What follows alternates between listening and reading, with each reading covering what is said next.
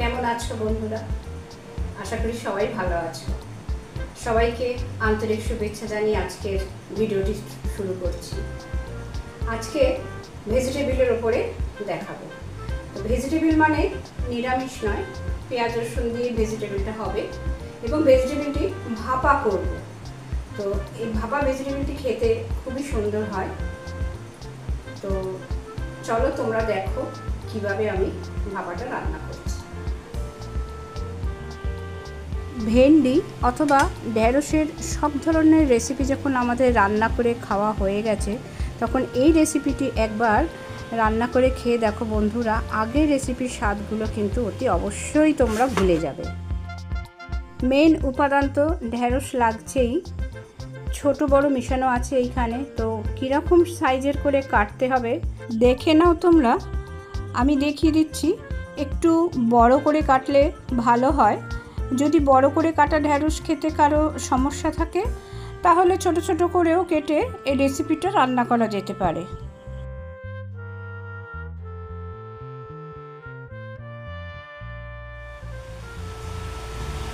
এই যে ঢেঁড়সগুলো কেটে নিয়েছি।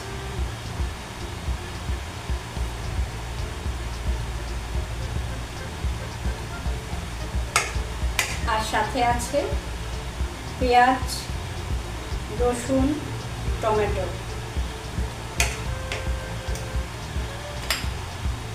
সর্ষে, পোস্ত, কাঁচা লঙ্কা পেস্ট। এটা শুধু কাঁচা লঙ্কা পেস্ট।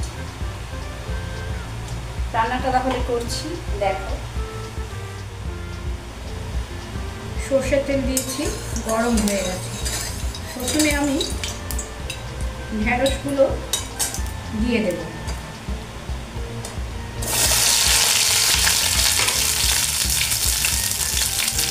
মিনিট খানেক আমি নাড়াচাড়া করে নেব ঢেঁড়সগুলো হাই ফ্লেমে।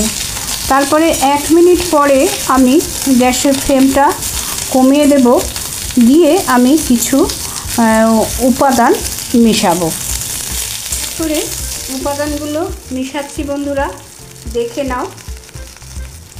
পেঁয়াজ কুচি, রসুন কুচি, টমেটো কুচি, তোমরা কিন্তু ভালোভাবে দেখে নাও।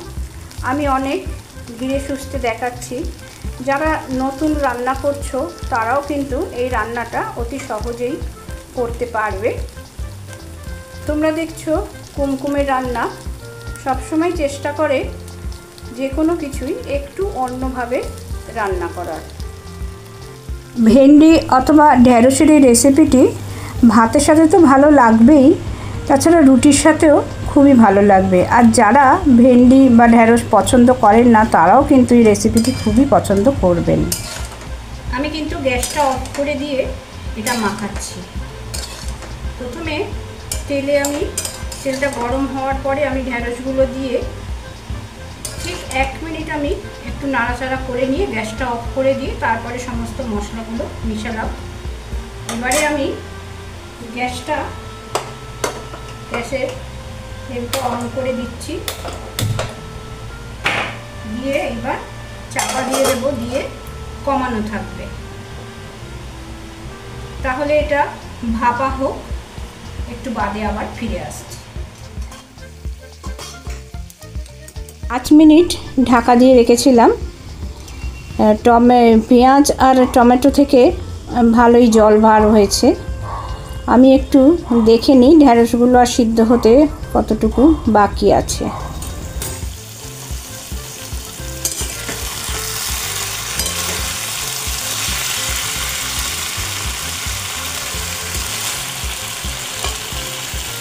এবারে বেশ কিছুটা হয়েছে, আমি একটুখানি অল্প করে চিনি দেব।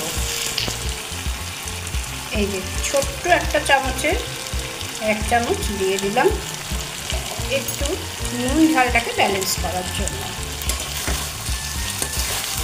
দিয়ে আমি একটু মিশিয়ে নিই।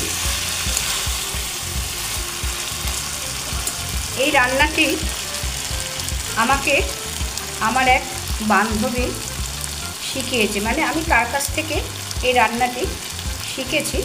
আমি ঠিক করেছিলাম আমিও আমার আত্মীয় স্বজন বান্ধবীদের অন্যান্য বান্ধবীদের রান্নাটি করে দেখাবো, তো সেটাই আমি আজকে করলাম। তো তোমরা দেখতে থাকো। মনে হচ্ছে সামান্য একটুখানি জল দিয়ে একটু চাপা দিয়ে রাখি। সামান্য জল দিয়েছি, বেশি দিইনি।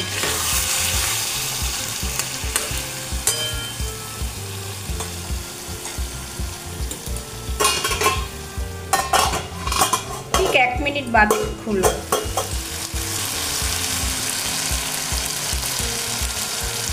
ঠিক 1 মিনিট বাদে খুলেছি।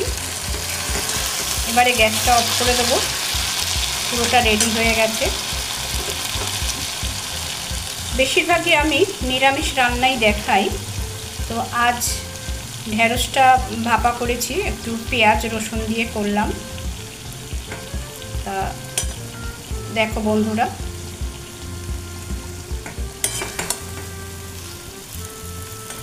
তোমরা একদিন বাড়িতে চেষ্টা করে দেখো, নিশ্চয়ই করতে পারবে।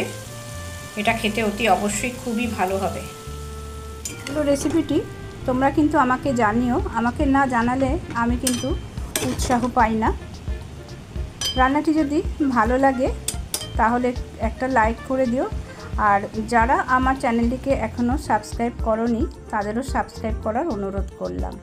সবাই ভালো থেকো, সুস্থ থেকো। ধন্যবাদ।